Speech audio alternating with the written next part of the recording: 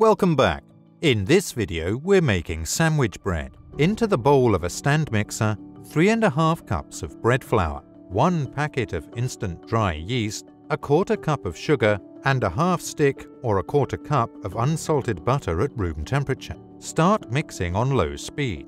Pour in 1½ cups of warm water, a little bit at a time. This should take about 2 minutes. Once a rough dough ball forms, add in 2 teaspoons of salt. Increase the speed to medium-high and continue mixing for another 3 to 5 minutes, or until the dough clears the bottom and sides of the bowl. Flour your work surface area. Turn out your dough. Form it into a dough ball. Place into a greased bowl. Cover and place into the refrigerator overnight. Onto a clean work surface area, turn out your dough. Roll it out into an oval, or until it's about a 1/2 inch thick.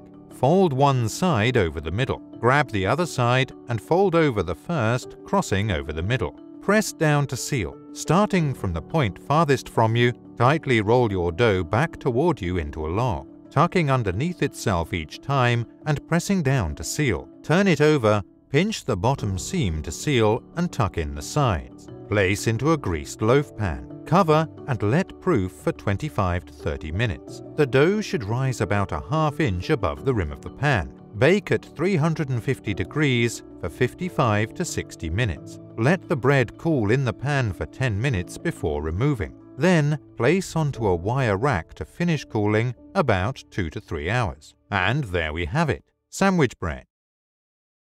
That's it for today, guys. Drop a like and a comment below. Subscribe if you're new.